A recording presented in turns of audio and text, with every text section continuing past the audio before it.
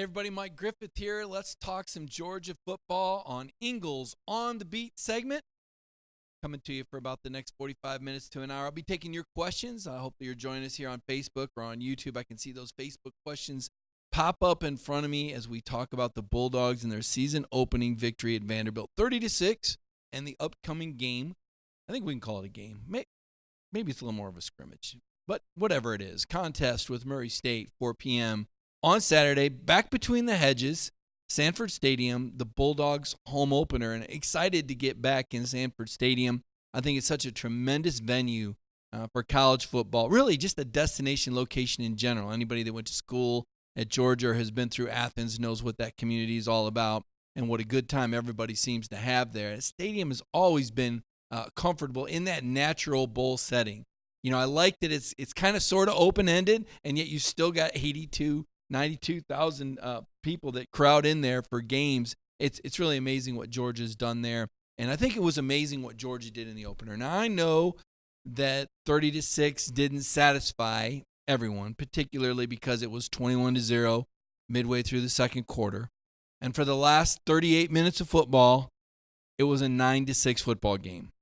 And now there were some close calls. There were some near misses. Georgia had some opportunities to put more points on the board. I think about Kearis Jackson's fumble at the 4-yard line. Most relevant thing that happened there was, Kearis broke some bones in his hand wrist area. Will be out 3 to 4 weeks. Kirby said he'll come back with his hand in a club, but for sure will be out 3 to 4 weeks. And it was sad news for Kearis in that it was his first career start, and he had a pretty good game to that point. Finished with, 2 catches for 31 yards. Started in the slot and did some good things. So that was kind of the downside of it, was that the scoring kind of got turned off about halfway through the second quarter, and Kearis Jackson had that injury. But there were so many positives. And yet, Kirby Smart, what did he say after the game? Good is not going to be good enough. And he's going to challenge his players this week. Even though it's Murray State coming in at 4 p.m., Kirby is going to challenge the Bulldogs to get even better. He recognizes that Georgia is not as good as it can or will need to be to win the SEC championship and the national championship. And that's on the roadmap. That's the destination. I mean, those are the goals. Nobody in Athens, nobody in Butts-Mehre Heritage Hall is backing down from those goals of winning the SEC championship or national championship. There's not much of a margin for error. Georgia knows that. I think they cleared one hurdle, though, at Vanderbilt. I thought they played well. I thought there were things they could do better. And I thought some things were exposed that Kirby now can work on. Vanderbilt kind of did Georgia a favor. Derek Mason is a very good defensive coach. And he basically showed Kirby, okay, this is how teams are going to play against Georgia. Because other people are going to take a look at what Mason and the Commodores did the last 38 minutes of that football game to keep Georgia out of the end zone. And it's essentially what we talked about last week. They're going to load up the line of scrimmage, and they're going to make Jake Fromm throw a deeper pass, complete balls downfield. You heard Kirby talking about that after the game. The offense has to expand. Got to throw the ball downfield. He said, I know Jake can do that. We have to protect him. And even talking to Jake Fromm after the game, you look at the things that he said. When he would go back and look at the film, he would look at some of the decision-making, and yes, maybe he needs to throw the ball more downfield more often. I get that, and I get that that's what the head coach is saying he wants him to do. But Jake Fromm is the guy that's going to keep the school bus between the lines on the road, okay? Jake Fromm is the guy that, number one, first and foremost, is not going to get you beat. And there's a value to that. They didn't give Vanderbilt any life. The only way Vanderbilt was going to have any sort of chance of winning that football game is if Jake Fromm turned the ball over. Vanderbilt, as it was, didn't get in the end zone against that defense. And both of those field goal drives, you might note, were both sparked by personal foul penalties, some things that Kirby can clean up, some fixable mistakes of aggression, whether it was a face mask, whether it was a late hit, a horse collar tackle. I mean, these are penalties of aggression that Kirby Smart and his staff can coach up, can fix, can show on film. First game mistakes. I thought Georgia looked incredibly polished considering it was the first game. I think they're in very capable hands with Jake Fromm, and I think Jake will feel more comfortable going downfield as the season progresses, as he gets more comfortable with his receiving core. You saw that really nice pass to Demetrius Robertson. I want to say it was 53, 56 yards, right on the money. I mean, Jake throws a really good deep ball. He doesn't get enough credit for that. But D-Rob hauled that in. It got brought back by a holding penalty. I want to say that might have been on Isaiah Wilson. Let's see, Solomon, I think, also had a hold on a pass. Solomon Kinley had a hold. And then I think Ben Cleveland had a hold on the run. So there were 3 holding penalties on the Great Wall. The big one on Isaiah wiped out the 53-yard gain. I mean, that was more points. I thought that, Georgia could have scored a little bit quicker with that deep strike. So it's not that Jake can't do it. It's just he's going to pick his spots, and he's not going to take chances. Now, again, as the season progresses, as these players get reps, as he gets used to Matt Landers in game situations, as he gets used to George Pickens in game situations, as he gets more used to Lawrence Cager in game situations, that trust, that's when Jake's going to go downfield because he's not going to force it. And if you saw the Pro Football Focus grades, Jake Fromm graded out higher than any other quarterback in the SEC, even though his numbers were modest. I look at him 15 to 23, 156 yards and 1 touchdown. Very modest numbers, not Heisman numbers, clearly. Not that matters to Jake Fromm. It doesn't. All that really matters to any of these guys right now is winning a championship. Those are very modest numbers, but also no sacks. Now, he took a few shots, but no sacks and no turnovers and very few negative plays. I'm trying to see. I think there was two carries where backs lost yardage. Amir White lost a yard on a carry, and DeAndre Swift lost 3 yards on a carry. Other than that, there was only 2 negative plays out of 63. I mean, that's pretty positive. Compare that to Vanderbilt. When I see Keyshawn Vaughn even had a loss of 4, and Riley Neal, I believe, got sacked a couple of times. So I thought the Georgia offense did a really nice job. I thought they were very efficient. I think what happened was Derek Mason was started to bring pressure and basically said, if you want to throw the ball downfield, that's fine, but we're going to hit your quarterback if you do it. And Georgia said, you know what? We don't need to make that trade. We don't need Jake Fromm to get hit. The Georgia coaches are saying the last thing that Georgia needs is Jake Fromm to get hit. Look, you're sitting on a big lead. There's no reason to take that chance. There's no reason to make that trade. So you keep Jake clean. You hand the ball off. You power for 325 yards against a Vanderbilt defense that honestly, I thought tackled well. I was impressed with Vanderbilt. Now, we'll see what they do against Purdue this week. Not that Purdue is the end-all, be-all, but let's see what Vanderbilt does this week because I thought that was a pretty good Vanderbilt team by Vandy standards. I mean, that looks like a Vanderbilt team that's going to be fighting for a bowl game, 6-7 wins. I mean, right now, would you take them over Tennessee in the East? Right now, would you take them over Kentucky in the East? Right now, would you think they could compete with South Carolina? So we'll see what happens with Vandy moving forward. Riley Neal, their quarterback, thought he did a really nice job. He was the transfer from Ball State. And the reason I bring that up is because Georgia absolutely swarmed them. And there were times that Riley Neal, the graduate transfer quarterback, 6'6", 225, did a nice job escaping the pocket and extending plays. He did not look like a first-time starter at quarterback because he wasn't. That was a skilled quarterback that I thought played a decent game. Riley did not throw any interceptions. He didn't force the ball either. He kind of took what was there, and it wasn't much. But he didn't get his team buried. So I think Vanderbilt was a decent opponent. So that's why I say I take some comfort in that as someone who's picked Georgia to win the SEC, and I currently have them number 2 on my ballot behind Clemson. I have Georgia ahead of Alabama right now. I believe Georgia looked better than Alabama this weekend. I don't think much of Duke. Maybe that's part of the problem is I don't respect Duke, or maybe I just wasn't comfortable with the fact that was a 0-0 game in the first quarter. But whereas Georgia came out and asserted themselves with that game plan that James Coley came up with, 21-0, scored touchdowns on their first 3 drives, that looked like a national championship team to me. So you got to feel good about Jake Fromm, and you got to feel good about this week's game. So this Friday, I'm hoping that you'll feel good enough to come out and see me at the Ingalls in Hall, Georgia. Now, Hall, Georgia is just north of Athens, just right outside of Athens. 9161 US 29 is the address. And I'll be doing the On the Beat segment. I'll do a special On the Beat show from there at 5 p.m. this Friday.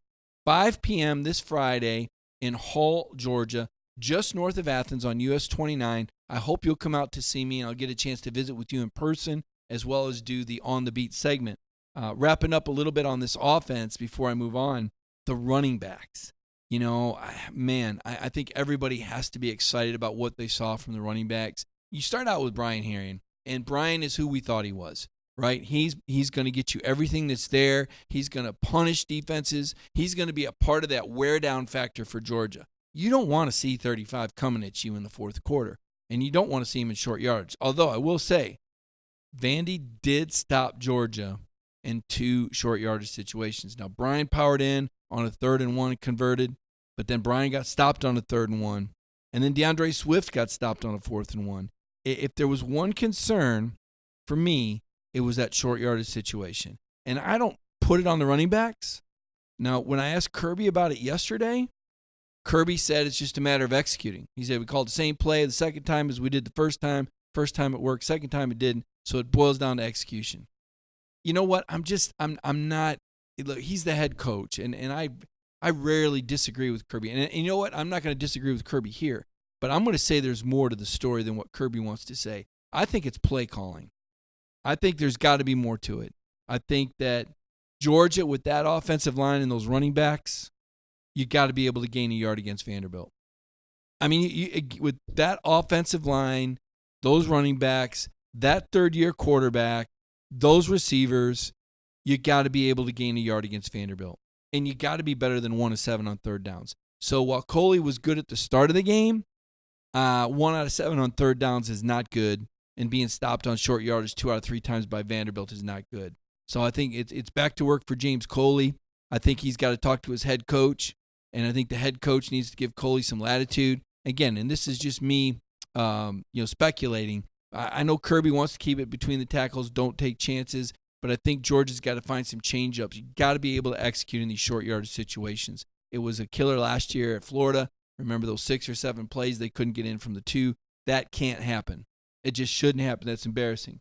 So we've hit on that one negative, but back to the running backs and what I liked. DeAndre Swift weighs the same as he did last year. He does not look the same. I thought DeAndre ran heavy, and that's a good thing. Going through the hole, it took a lot more for people to get DeAndre Swift down. Now, he's still explosive. He's still got that dynamic cutting ability, but I thought he looked more powerful. I thought he looked like an NFL running back playing at the college level. That's what I thought of DeAndre Swift. He had a tremendous game. He got the DawgNation game ball. DeAndre was 16 carries for 149 yards, averaged 9.3 yards per carry. The guy you're looking at there, Zamir White, we were all waiting for him to get in the game. I think it was 11:05 of the third quarter when Zamir came on the field. His first play was kind of a play fake, and then they threw the second play, though. Man, he hit the hole hard. It was impressive. Right into some black jerseys, though. But you got to see Zamir's power and burst. And the burst, to me, is what separates him, how quickly he gets to the line and how fast he hits the hole. Now, as he gets more carries and more work, which I would assume he will get more opportunities against Murray State, he'll get a better feel. He'll get a better feel for the game on a Saturday. Now, he did plenty in scrimmages, and Kirby even said that. Someone said, do you think that was kind of an exhale moment for Zamir White, that he finally got in a game and carried? And Kirby said, well, no, I really think that was more about in the scrimmages because he'd had some work. But still, nothing like playing on a Saturday, nothing like playing under the lights. Well, so for Zamir White, that was huge. He ended up with a pretty nice game, had that 23-yard gain. The ball was knocked out of his hands. Again, you expect him to be a little rusty, folks. I mean, he hadn't played in a regulation game in over a year and a half when he first tore his ACL for Scotland County High School back in North Carolina. So that was a successful start for Zamir White, a big first step. One more guy to talk about, James Cook. I thought James Cook was underutilized, but I thought he was underutilized by design. And here's what I mean by that. James Cook, to me, is the separator. When I look at, for example, when I was watching the Louisville-Notre Dame game last night, I thought Louisville's speed really bothered Notre Dame. And I think James Cook is a guy who could have a very big game against Notre Dame. I think James Cook is a guy who can have a very big game against anybody on the schedule, but particularly against Notre Dame and particularly against certain defenses. Now, he only had 2 carries, he only had 2 catches, and he returned 2 kicks. I think you got to get James Cook more than 6 touches. And I know that he's kind of being compared a little bit to Mecole Hardman. I thought Hardman was underutilized last year. I didn't think Jim Chaney did a very good job with Mecole Hardman after the first 4 or 5 games. Defense is adjusted, but I didn't see Georgia do the counter adjustment. I'm kind of like I'm with DawgNation Daily's Brandon Adams on this one. You kind of hear coaches talk about wanting to get the ball in the hands of their playmakers, and then in the next breath they say they're going to take what's given to them. So which one is it? Are you going to force the action and put it in the hands of your playmakers, or are you going to take what's given to you? And I think it's kind of a combination of both. I think coaches have a license to kind of decide which one they're going to do. Against Vanderbilt, it was kind of throw it where they ain't. It was kind of take what the defense gives you. But I think when you play against these marquee opponents in these big-time games, I think that's when you try and get the ball to your playmakers after you identify them. And I'm going to go ahead and move right on to receivers from there, because I think we saw that Demetrius Robertson is a guy that's going to factor heavily into the Georgia game plan. Now, we all assumed that. We all thought that. I mean, of course, everybody moved on. Georgia had 3 wide receivers move on to the NFL and another one in JJ that's transferred down, I believe, to Florida International after some offseason issues. So you knew that there was an opening that receivers would have to step into. And Demetrius Robertson, I think everyone was happy for him. I mean, we talk about the Amir White moment. It was a big moment for D-Rob to make his first catch for Georgia and have it be a touchdown in the back of the end zone. I thought that was a really big moment, a really cool moment for Demetrius Robertson. He had 3 catches for 23 yards, also had a couple of carries for 29. Could have made a case for him as the MVP. I just thought Swift was just overwhelming and really the key to the Georgia offense on this night, since they decided to grind it out a little bit. But D-Rob has MVP potential. I think we're going to see some big games from him in the slot, especially now Kyrus Jackson out, as we mentioned at the start of this podcast. And this also gives Dominic Blaylock a chance to step up a little bit. He moves up in the order, in that slot order. Didn't see him play. Was a little disappointed I didn't see Dominic Blaylock on the field. He did travel, but he didn't play.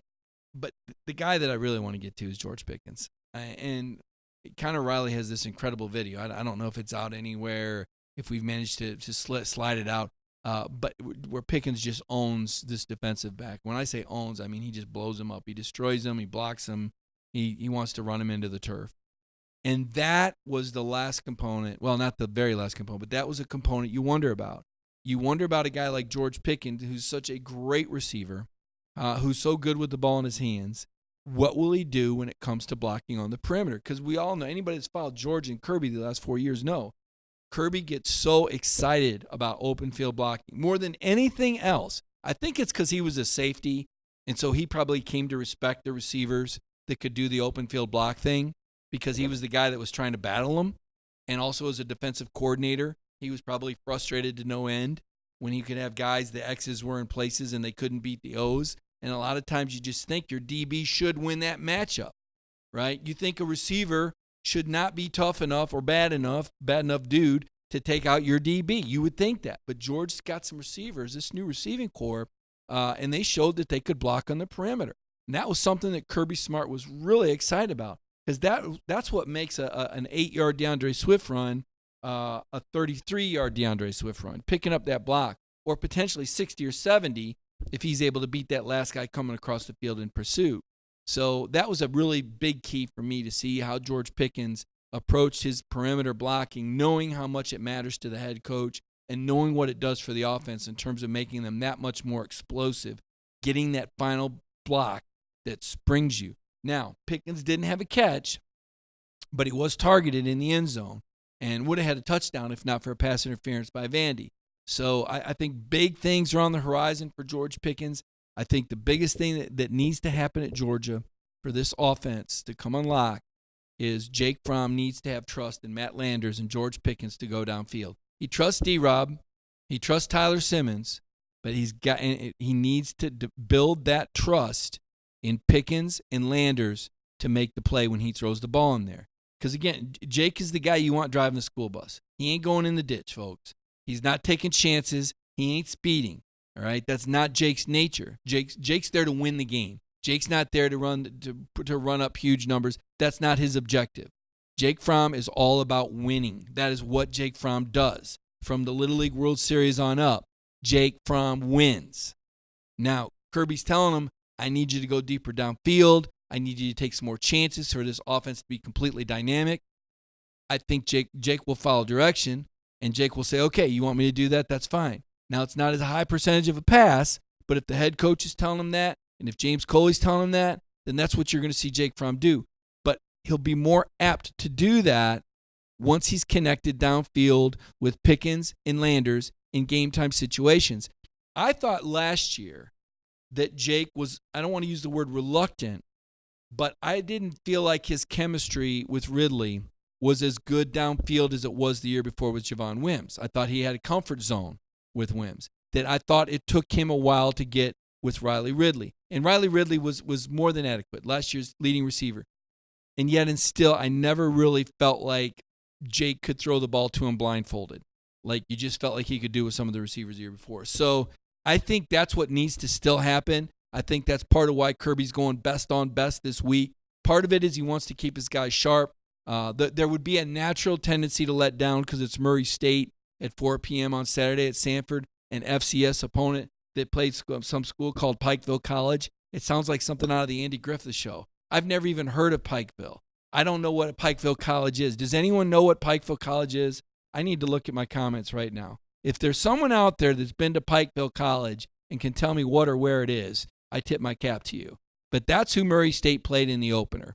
And now Georgia gets Murray State. This is a game where Jake can go downfield and start to establish that trust with guys like Pickens, guys like Landers, and Lawrence Cager made a nice play. I thought Lawrence showed more quickness and more running ability than I'd anticipated. I didn't know what we would see from Lawrence. He didn't have many opportunities last year at Miami because their quarterback situation was so awful. He still led the Hurricanes in touchdown catches and yards per reception, but I liked what I saw from Cager in the open field.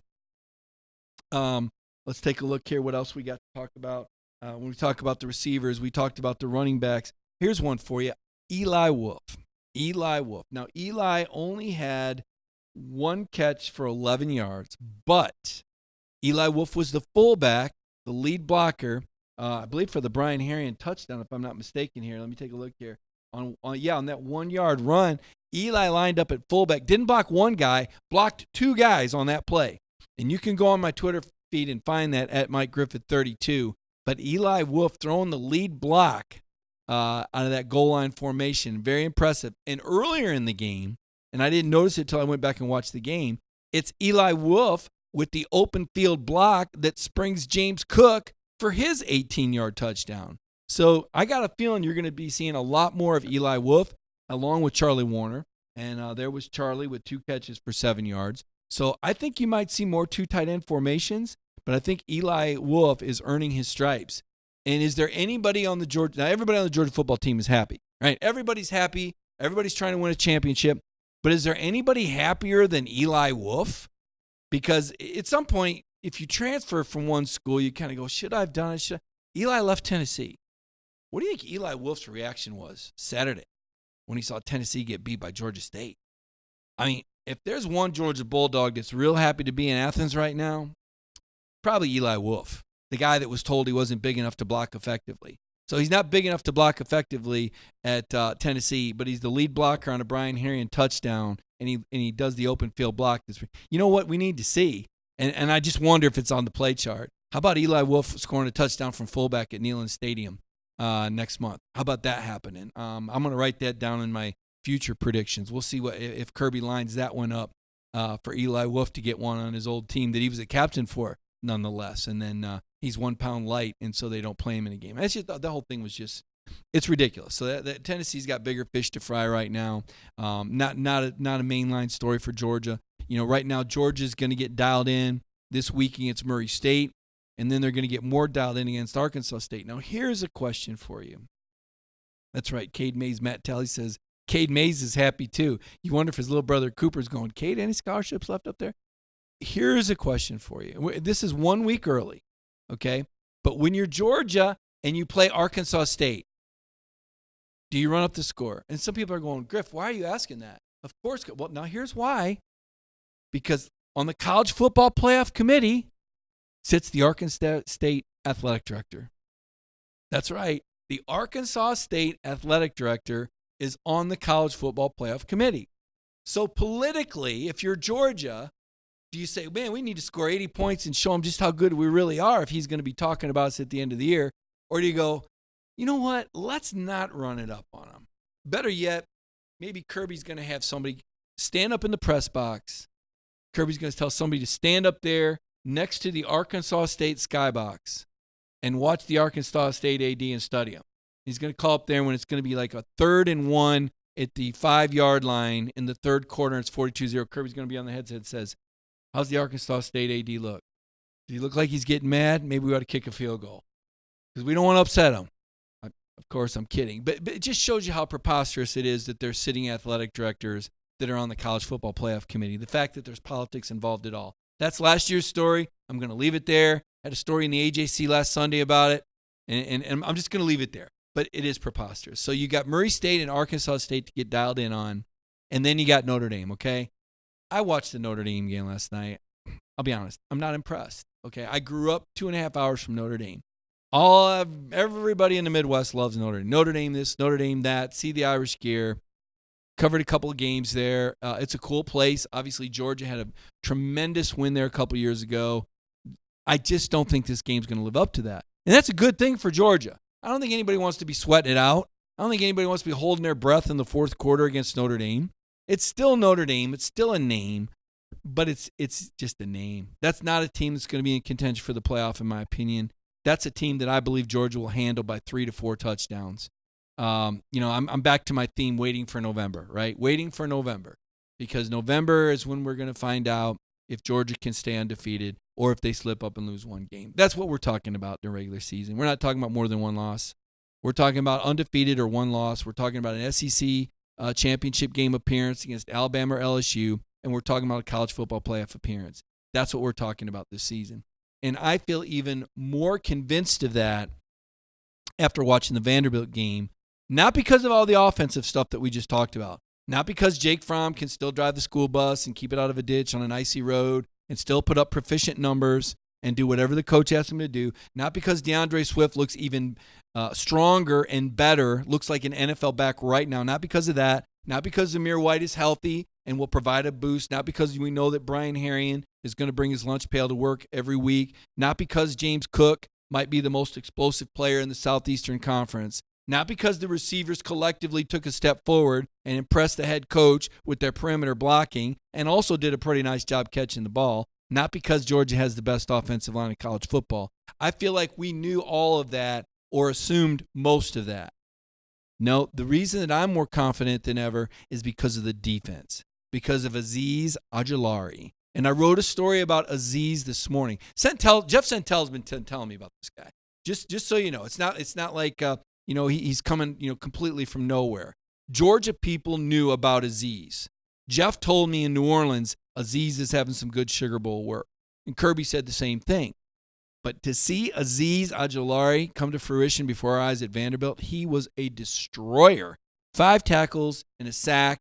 And you think about it, he wasn't even on the field that many snaps comparatively with other players. There's a reason why Azeez Ojulari has held the starting job over the likes of Nolan Smith and Jermaine Johnson. Nolan, of course, was the number 1 recruit in the country, and Jermaine was the number 1 JUCO guy. And you're thinking, this Azeez Ojulari, this redshirt freshman, is going to win the job and hold it? Yep, that's what's happening. Talked to him yesterday, and what a humble kid. We all know the Amir White story, and we all champion Amir for what he's been through. But Azeez suffered a torn ACL his final playoff game for Marietta as well, and he had a long comeback trail. It wasn't nearly as celebrated. It wasn't nearly as well known. I mean, he wasn't even cleared to be back on the football field until after last season started.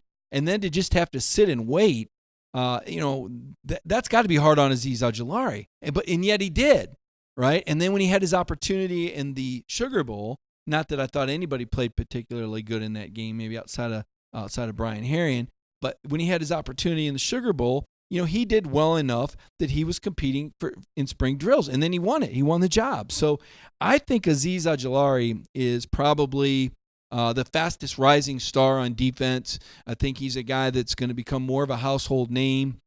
Very, very impressed with Azeez Ojulari, as well as the defensive line. Now, I don't know much about the Vandy offensive line, so I don't want to read too much into that because I think Vandy had a little work to do on their offensive line, but I thought they played adequate. It was good to see that Julian Rochester made the trip. He did not play, but it made me wonder if he was needed, if he could have played. One of the more curious things, Malik Herring was on the trip, did not play. Kirby Smart said yesterday that he talked with Malik about that, and as he uses practice to get better, he'll play, i.e., start practicing better, Malik Herring, or you will not play. I mean, it's as simple as that. That's what that's the head coach's message. And Malik Herring is a guy, and I've said it before, and I'll say it again, he's a guy that Georgia needs to be good. And Kirby believes that what happens on the practice field carries over into the game.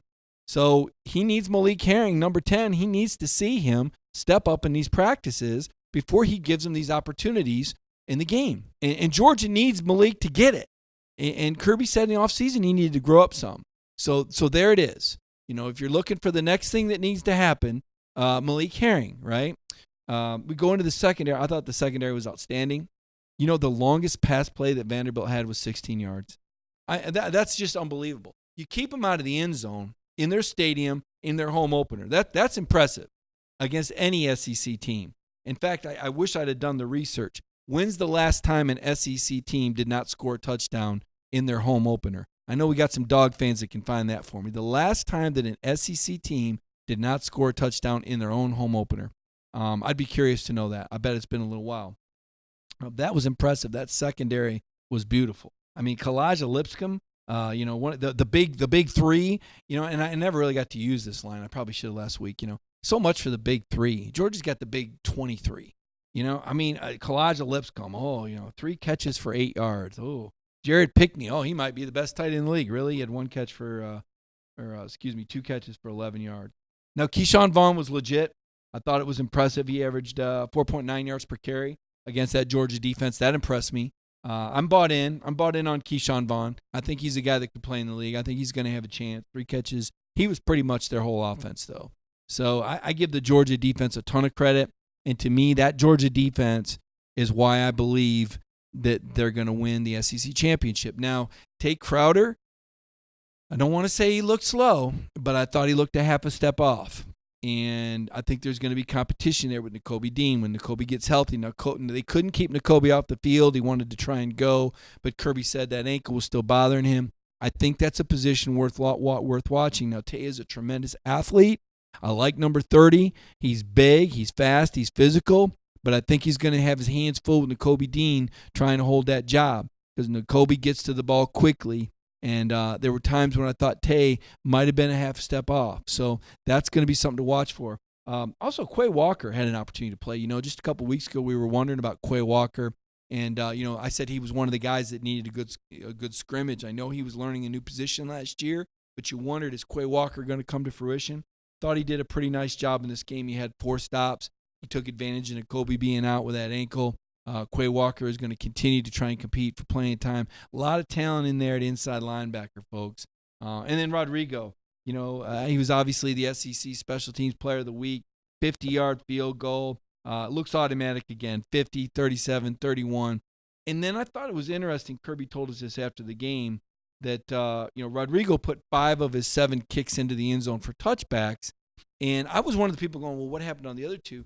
Kirby said, look, we didn't want him to put those in the end zone. We challenged him to hang it up high for a couple reasons. One, Georgia wanted to make Vanderbilt start from deeper than their own 25. But 2, and this is a good reason, you want to work on your kickoff team. You want to work on those guys getting some practice, doing it in the game. I mean, so they did kind of use Vanderbilt a little bit, as kind of a, I don't want to call him a warm-up opponent, but once they had the game in check, I think there were some personnel decisions made. And I do think that they could have used James Cook more and just decided not to. There's no reason to show your hand. Now, that's not saying you're not trying. It's not saying you're not trying to score. That's just smart football. You got some plays that have been working. If you execute, they should work. I mean, the 4th and 1 stop, again, inexcusable for DeAndre Swift to lose 3 yards on a carry against anybody, much less Vanderbilt. That's an area that needs work. Okay, short yardage needs work. Well, I'll say it again. Short yardage Kirby knows this. Kirby wasn't happy to acknowledge it because, he said, hey, guys, we had 325 yards rushing. Yeah, but, coach, right? And he said, yes, that's one of the things we need to work on. That's a sore spot for Georgia. For Kirby Smart, the guy that loves power football, you're going to tell Kirby Smart that he can't gain a yard on Vanderbilt? You're going to tell Kirby Smart that? You're the offensive coordinator, and you're going to explain to Kirby Smart why you can't pick up a 3rd and 1 or a 4th and 1 against Vanderbilt? You're going to try and explain your play call, right? Now, these are things that you expect were discussed in the meeting leading up to the game, but shouldn't somebody see something here? I mean, if the play's not going to work, isn't this where Jake changes the play? Or who's not executing? You know, Kirby said it's a matter of execution. Who's missing the block here? That's what I want to know. And I guarantee you Sam Pittman knows. So I want to take a look at some of your comments now. You see where I sit with this Georgia football team. I'm excited about them. I saw everything I needed to see against Vanderbilt and more to maintain my conviction that Georgia football is going to win an SEC championship, right? And I know it's a long season left, and I know that injuries can happen, but we're not. Look, guys, we're talking about what we're seeing right now, okay? And what we're seeing right now is that Georgia's for real. And we saw the receivers step up. That was a question mark. We still have a couple questions about the defensive line with Malik Herring and whether or not he'll come to fruition. And we still have a question about short yardage. But for the most part, this team looks on the rails. And here we go. Let's take a look at your comments. David West says it was also a sore spot for Coach Mark Richt, coaches teams at UGA. David, that is not what anybody wants to hear. Jonathan Wilson, we need to work on the passing game. And they will, Jonathan. It's just Jake was not going to do it in that setting, in a road environment. Don't give Vanderbilt any life. Don't give them any life. They had no life. I agree with Jonathan Wilson. Murray State is going to be a good game, too. They're better than Tennessee. Matt, I don't know about that. I mean, we're talking about an FCS team in Murray, Kentucky. Hal Baxley, pass protection, Trey Hill, and Isaiah. And Hal, I would agree. You know, but again, I'm going to tell you, Vandy did a lot with their fronts. And Kirby talked about that after the game. He said, you know, you guys don't even understand all the stuff that Jake Fromm was doing out there. He's doing so much. He's changing protections. He's changing plays from the left side to the right side. I give Vanderbilt a lot of credit. Again, Derek Mason is an NFL coach. Understand that. Derek Mason coached in the NFL. So when I say he's an NFL coach, he's throwing a lot of complexities at you with his defensive fronts. So not everybody's going to be able to do what Vandy did. There'll be other good teams that will have better personnel. But from a scheme standpoint, Derek Mason threw the kitchen sink at him. So I agree that there were times when Georgia got beat and didn't look good. But I'm going to give Vanderbilt a little credit for that. Poetic license. Drew Roman. Yeah, when I know we can air it out, too. And if Vandy plays FAU, it'll be a competitive game. Drew, I think more Vanderbilt than you do. You may be right. Time will tell. Gary Christian wants to see Adam Anderson in there. Here's the problem. Who do you take off the field? Do you take Azeez Ojulari off the field? Do you take Nolan Smith off the field? Do you not play Jermaine Johnson? Robert Beal wasn't there in part because he was expected to serve a one-game suspension. Kirby never came out and said that's what it was. But because of that April 2nd misdemeanor marijuana arrest, you got to think that's what it was. Robert Beal did not make the trip. He's back out at practice, plugged in, and I think you're going to see him play in this game. But, yeah, I think that was a mandatory by Georgia rule. I think he had to sit out a game. Randy Compton says getting rid of Chaney was the best move ever. Time will tell, but early on, I would say the returns are good for James Coley. I know the players really like him. I think he relates better to the players than Jim Chaney did. Now, Jim Chaney had a lot of experience, and Jim Chaney coached a good enough game offensively for Georgia to win a national championship. So I don't think we can bury Jim Chaney and just talk about how bad he is because I don't think he's a bad coach at all. I do think, though, that James Coley can relate to the players in a different way, and I think there's a little more enthusiasm on offense. Sometimes that just happens when there's a change, when there's some newness as well. Theron Copeland says, it's scary how much talent we have on both sides, and scary good they look in game one, only going to get better. I believe it. Drew Roman asking me about Jamari Salyer. So Jamari was at practice on August 20th and was not at practice on August 21st. Let me double check my calendar. So he was at a Tuesday practice, which was August 20th, was not at practice on August 21st, spotted in a cast that day, hurt something in his leg, his ankle, his foot, I don't know, but he was in a walking boot and crutches. He returned to practice yesterday. If you had a chance to read yesterday's practice report, the news is that Jamari Salyer is back. Now, I don't know how soon he's going to be back playing in games. I don't know what his limitations are in practice. The media wasn't allowed to see that portion, but it was just good to see number 69 back in uniform. He's number 7 amongst the offensive linemen. I think he would have gotten a lot of snaps, and I think he's a guy that's going to continue to get better and better and better. just like Trey Hill and a lot of these other young guys. Boy, Scotty, you're asking me a tough question. Do I think the defense can be as good as the 2017 team? That is a very tough question because I'm not yet sold on the defensive line, and there's no Roquan Smith. Now, that said, I like what I'm seeing out of Monty Rice a lot. He's Mr. Fix-It, right? Monty's the guy. He flies around. You saw him in pursuit. He was one of Kirby's players of the game. You didn't see the defense give up any big plays. That tells me that Monty and J.R. Reed were communicating effectively. There was no major bust. I think there might have been one, but Georgia compensated quickly. Again, the longest play that Vandy had was 23 yards. I mean, it had one play over 20 yards. That's pretty remarkable. The longest pass play was 16 yards. So I think Monty Rice is a guy that I think is an all-SEC caliber player. I love this secondary. I really do. And I've said all year that I think Georgia might have the best secondary. I don't think that J.R. Reed and Richard LeCounte and Eric Stokes and Tyson Campbell get nearly enough credit conference-wide. So I like this back seven a lot. I think the linebacking core has made a quantum leap. Again, if you missed the start, I was raving about Azeez Ojulari and his level of play, what this guy's been through. He's an absolute destroyer. And then you got Nolan Smith. And then we had a commenter brought up Adam Anderson, another really talented guy. So Georgia has so many weapons on defense that they can throw at you. They can come at you from so many different angles. They can match personnel with you in so many different ways. And now that they have experience, Kirby feels comfortable doing more, right? There's that do more again. The havoc rate is something we didn't bring up. And here's why. I'm not going to get carried away with this. I'm just not. I mean, look, we know that, you want to sack quarterbacks and we know that you want interceptions. But, folks, Vanderbilt didn't score a touchdown. I mean, they didn't score a touchdown. They didn't have a play longer than 23 yards. Whatever Georgia was doing was working. The pressure that they had on Riley Neal, and I'll look it up. I don't know how many quarterback pressures Georgia was credited with. But Georgia did fine. It's not about, statistics. Let's see here. Georgia had 4 quarterback hurries. They hit Riley Neal. They chased him out of the pocket. Work on havoc later. But if Vanderbilt's not giving you that, don't force the issue. Right? Play smart football. And that's what Georgia football is going to do. They're going to play smart football.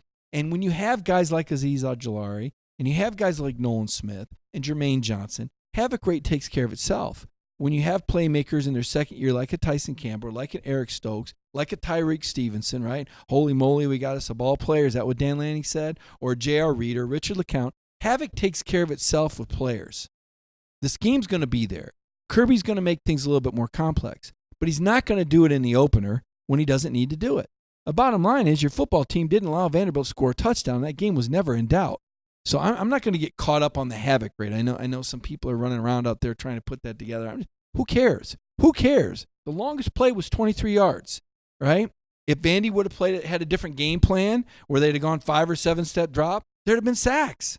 Right? You saw it. I mean, Georgia was in the backfield all night. I thought the Vandy quarterback, an experienced guy, Riley Neal from Ball State, he did a nice job getting rid of it. So you don't get the havoc number that you wanted. Right? He didn't throw it into somebody's arms. Believe me, there's other quarterbacks that will.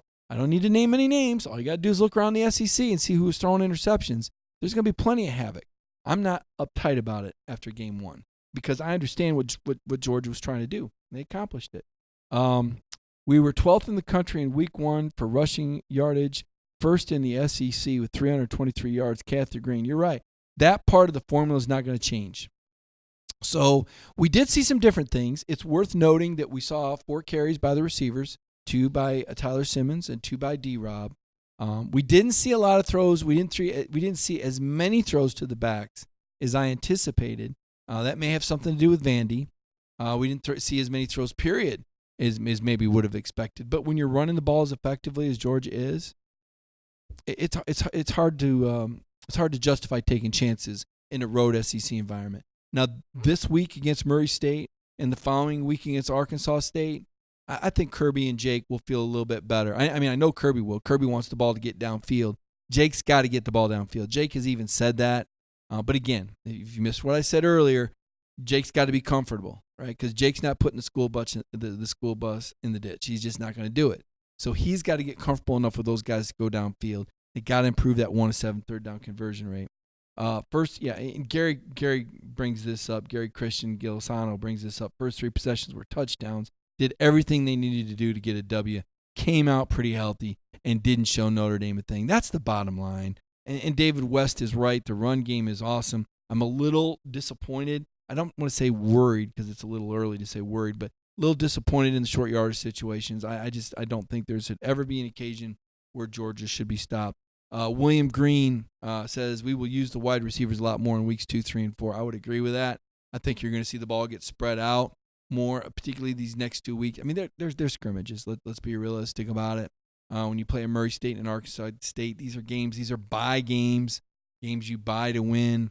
So I kind of think you're going to see more passing from Jake. They know they need to work on that. Will you do a second watch of the game and see if you notice anything you didn't see the first time? Yeah, I did that. Paul Lassiter asked about Clay Webb. I don't know the answer to that question.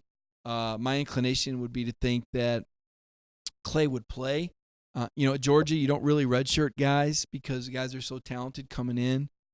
I've seen other programs that redshirt players, but Kirby Smart spoke to this last year. I thought it was pretty fascinating. He talked about, when we see the accelerated recruiting cycle and when you see 14 guys come in as midterm enrollees, that's what it's enabling more and more freshmen to compete in the fall and win jobs because they go through spring drills. So, I think you're going to see less redshirting because you're seeing more guys early enroll. And as Kirby said, with more guys early enrolling and with more guys playing early, you see more guys going pro early. So because of that accelerated clock, I don't think you're going to see a redshirt unless there's an injury or unless that's a position that for one reason or another Georgia's having a hard time addressing in recruiting, which I don't see Georgia having many problems at all in recruiting at any position, in any capacity. So to answer your question, my money would be on no, but never say never. You don't know what's going to happen in practice, how the depth chart is going to fall, or how Clay feels about it. Does the player want that? Sean Toomey, Justin Fields' comment here. Look, here's the thing. Justin Fields is a better fit for the Ohio State offense than he was the Georgia offense. I mean, it's that simple. There's no shame in that. There's no reason any Georgia fans should feel bad about that. Be glad you had Justin Fields for a year as a backup. Or don't be glad if you're not happy with how he executed on the fake punt. But the bottom line is the guy is talented. He's incredibly talented. He's got an unbelievable arm. He's got tremendous mobility. He's an NFL prototype size player. And now he's in an offense where he's surrounded with talent. And the Buckeyes are just so much better than the rest of the Big Ten. Justin Fields is going to have a huge year. I'd be shocked if he wasn't one of the top 3 in the Heisman Trophy race. He's in a place where he's playing and competing, and that's just the way it is. That doesn't mean he would have beat out Jake Fromm in this offense because I don't think he would have. Justin had trouble with the pro-style offense last year. I mean, he got put in the games, and you saw it against good competition. There were some deer in the headlights, and he did not want to play a package. That's not what they signed up for. So it's just business, right? It's a business decision. Justin came to compete. He didn't win the job, so he went somewhere else, and he fits the offense, and he's doing great. I can't tell you how to feel about that. Some Georgia fans won't like it. Some Georgia fans will. It doesn't really matter. He's going to do what he's going to do. Same thing with Jacob Eason. Looks great out there in Washington. I don't know. Are you happy for him? You sad for him? Doesn't matter whether you're happy or sad. It is what it is. These are great players that gave Georgia a shot. And Georgia picked who they wanted. And there's no controversy there. There's no shame in that. There's no reason anybody needs to get angry or uptight or wince when they hear the names. Look, this is what college football is now, particularly at quarterback. Look at Jalen Hurts with Oklahoma. How the Alabama fans feel about that, I don't know. Does it matter? I think they're pretty happy with Tua, too. He threw for almost 400 yards and 4 touchdowns. Good for Jalen that he's in a system at Oklahoma that fits him. Good for college football that more good guys are playing instead of sitting on the bench, right? I mean, if it was your son, you'd want him somewhere else. There were some things about the whole Fields story that rubbed people the wrong way. But now that we're in football season, folks, that's old news. There's no reason. No one needs to get uptight about that. It is what it is. And Justin Fields is going to have a good year for Ohio State. I think Ohio State's going to be in the college football playoff. I don't know if they're going to lose a football game until the college football playoff. Right now, I wouldn't bet against Ohio State to lose any games until they're in the college football playoff and they get matched up with Clemson or something like that, or maybe Georgia. And wouldn't that be fun? As for Washington, I can't tell you enough about the Pac-12. I really don't know. Thought Oregon looked pretty good. Still would have Oregon in my top 25. I like the Ducks. Impressive performance by Bo Nix and Auburn. You got to like that for the SEC. Again, last week when I was talking about Florida and Miami, I got my head taken off. But You look now, and North Carolina beat South Carolina. That would have made the ACC 2-1 against the SEC. Alabama beat Duke, of course. But now you kind of go, okay, now maybe I see what you're talking about. Because there's a lot of people that are saying, well, the SEC isn't that good. So in a roundabout way, the threat is, does that diminish Georgia's season? Because people are saying, well, Kentucky doesn't look as good as they did last year. Well, there's a news flash. I don't know when they'll win 10 games again. Maybe never. Not in my lifetime, at least in football. Tennessee clearly didn't look that good. I thought Vanderbilt looked good. They lost 30-6 and didn't score a touchdown against what I think is one of the top 2 or 3 teams in the country. South Carolina got beat by North Carolina. Missouri goes out to Wyoming. I said this before. Does anybody like being in Wyoming? I mean, I can see why the dinosaurs live there, but I don't know why any people would want to live there. Nothing against Wyoming, but outside of Yellowstone Park, there's really not a whole lot there to like. I don't know who would schedule that game. I mean, I want to know who at Missouri scheduled a game at Wyoming. But yet and still, it was disappointing for the SEC East. I still like Missouri. I still think they're a sneaky pick to finish second in the division, and Kelly Bryant. So how does that factor into Georgia? Well, if people view the East as being down, it kind of diminishes what Georgia's going to do, which is win every SEC East game by double digits again. Nobody's played them in single digits in the East since 2016. Nobody's going to play them in single digits in the East this season either. Fields is gone, but Fromm isn't. Let's play football. Henry Carter, I'm with you. Kathy Green, 1 for 7 on third down was terrible. But they were being careful. Remember that. David Bastian says, I love Wyoming. I love Yellowstone, too. I don't know why you want to play a game there. The hunting in Wyoming is good. Well, apparently not if you're a Missouri Tiger. Their hunting did not go well against the Wyoming Cowboys. Let's see. What else we got here? Any more comments here on our Ingles on the Beat segment today? Before I sign off, I know the top 25 is going to come out soon. We'll have a story up on that pretty quickly. LeCount getting stiff-armed. Oh, Marcus McCourt hit that. I kind of wonder about Richard LeCount right now. I like that he added some weight. I think he's an aggressive playmaker. I wouldn't read too much into it. I'm not ready to give up on Richard LeCount. I said that I thought that he would develop into a fan favorite this year. I think he still will. I think he will make plays. I just think Vanderbilt played smart football and didn't give Georgia many opportunities to make plays. As for the tackle attempts, the thing that I saw that was bigger than any individual effort was Georgia really swarmed the ball. I saw a lot of gang tackling. I saw a lot of red jerseys, a lot of white jerseys, a lot of white jerseys getting on the ball. I saw a lot of red jerseys. They were in the stands. About 80% Georgia fans there at Nashville. I kind of knew that was going to happen. Martico Walker says the offensive line looked like the Great Wall. They did. I thought they looked good. Paul Lassiter, I see why they call Zamir Zeus. Boy, he is beastly. And he hit that hole so fast, that opening burst. Now, once he got in the open field, I didn't know about that fifth gear. Okay, 1 through 4 gears, as dynamic as anybody. I didn't see the fifth gear. And in fairness, his first regulation football game in a year and a half. Let's give Zamir some time. Let's let him get comfortable and get a feel for game days once again. I thought it was a good debut. Even with the fumble, you carried the average, 10 yards per carry? What was Zamir's number? There was something ridiculous.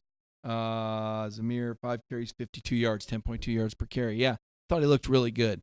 Imagine the explosion in Sanford Stadium on Saturday when Zamir White scores a touchdown. I mean, Zamir White has to score a touchdown.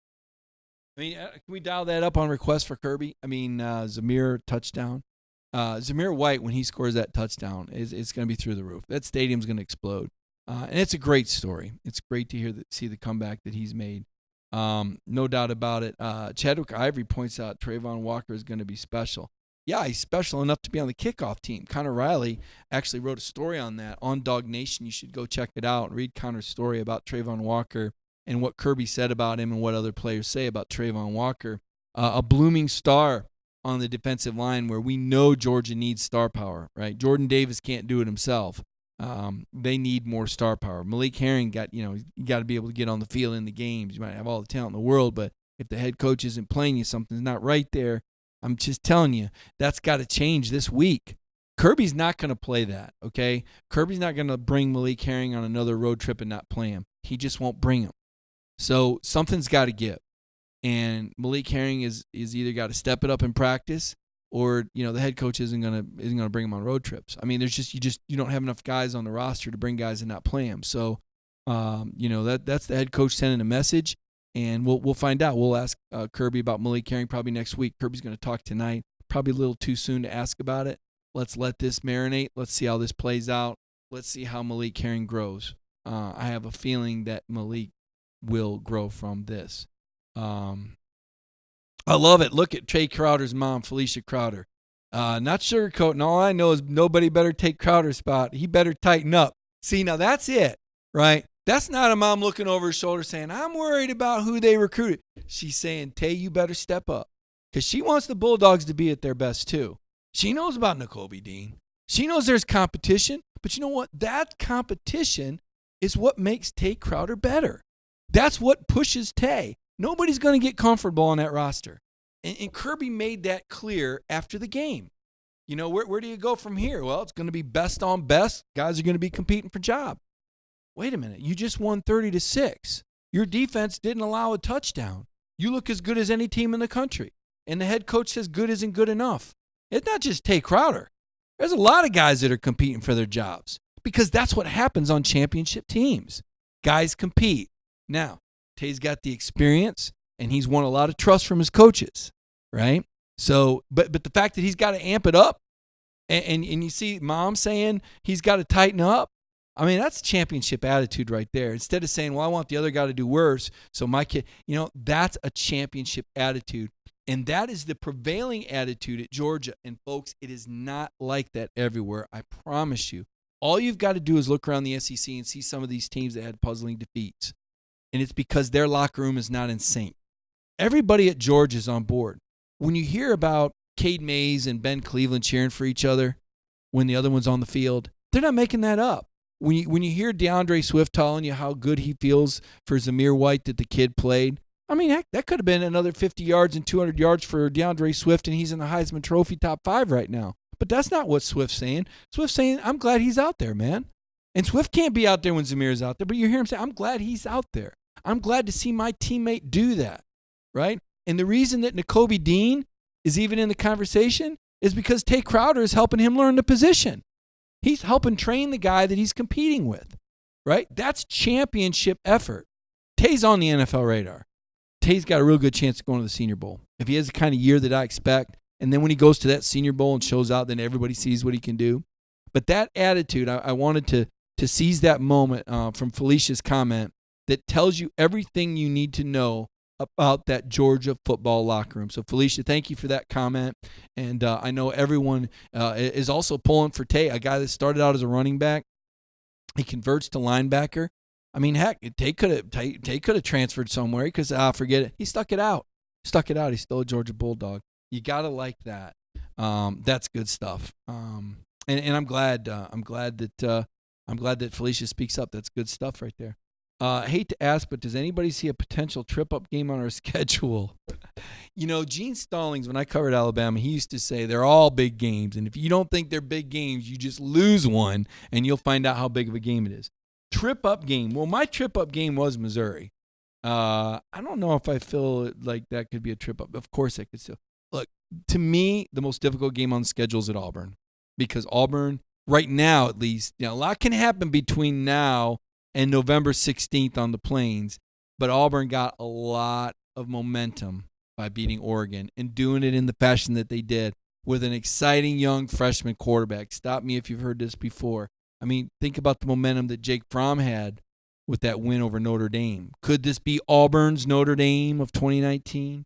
So the Auburn game of November 16th, I don't know if I would call that a trip-up game because I think Kirby and the Bulldogs know all about Auburn. It was just a couple years ago when Auburn put it on what I still say was the best team in the country. I still tell people Georgia was the best team in 2017. They were the best team in 2017. I'll say it again.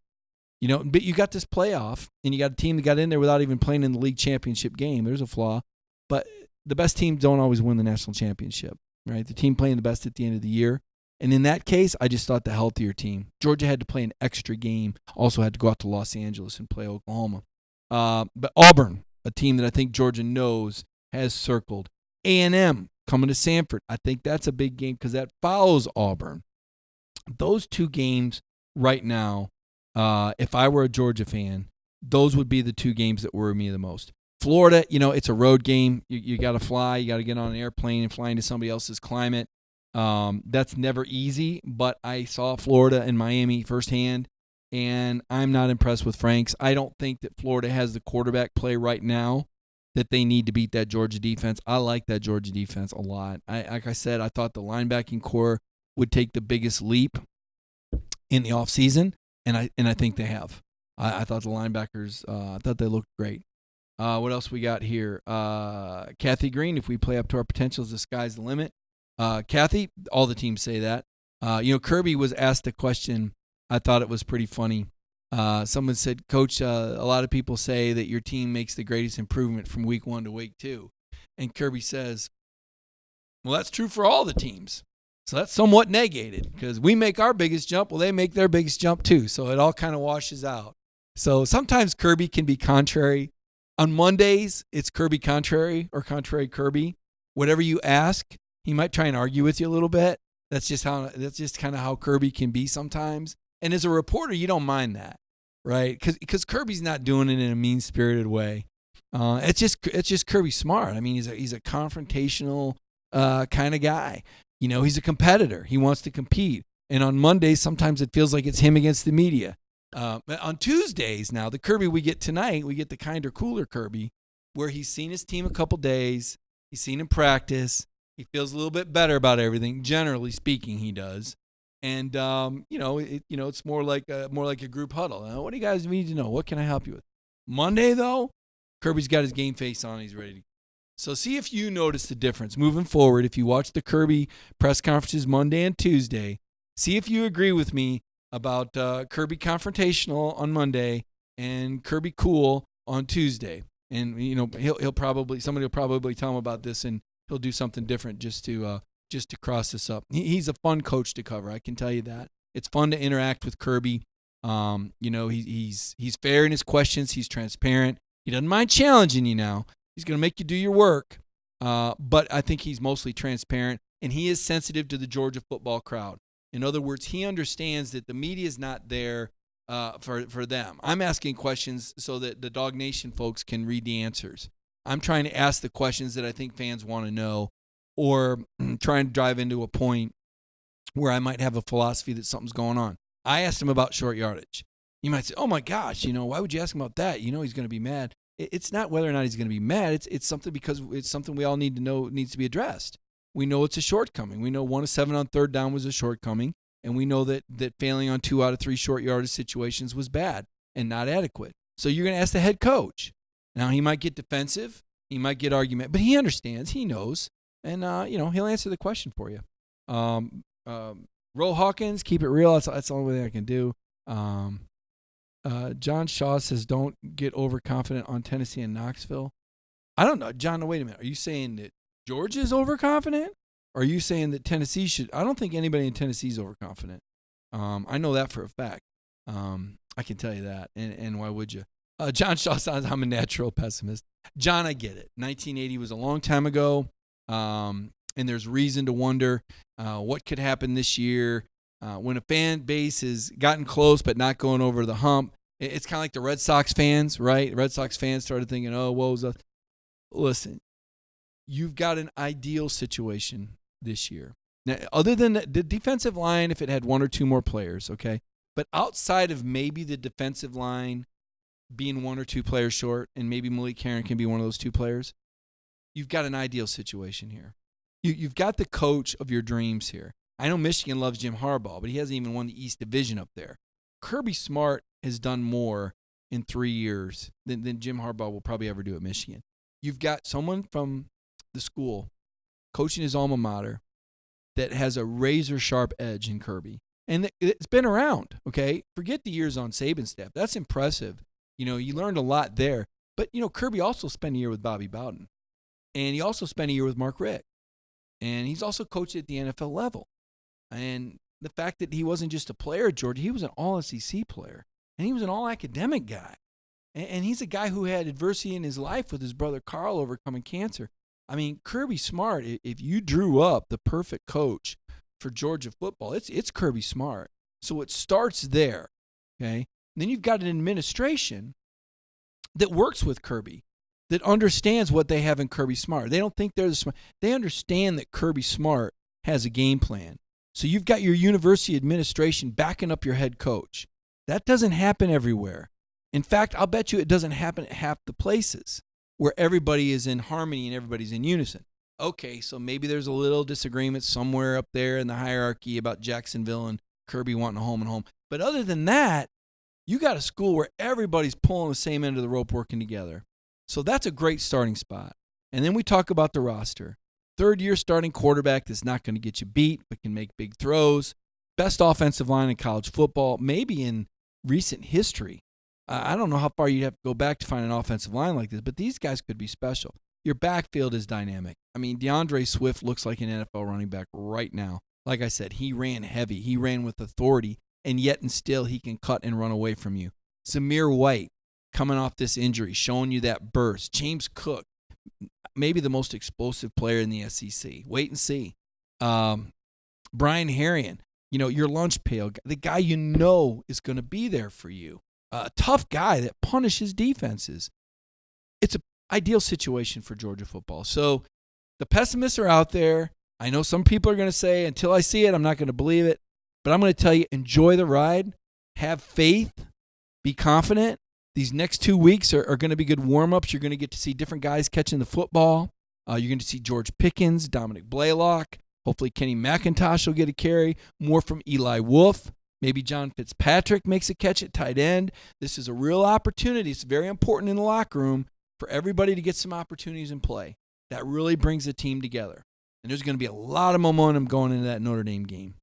That's why I don't even think it's going to be close. And I'm going to stop there. Now, Friday night, I'm going to invite you out again. I want you folks to try and come and see me in Hall, Georgia. It's like Athens. It's technically Hall, but it's right outside of Athens. It's on US 29, just north of Athens, 9161 US 29 in Hall, Georgia. And I will be doing a special On the Beat segment at 5 p.m. on Friday. 5 p.m. on Friday at the Ingalls in Hall, Georgia. Come see me out there at 5 o'clock. And after the show, I'm going to stick around and we're going to talk football. And I'm going to take more of your questions in person.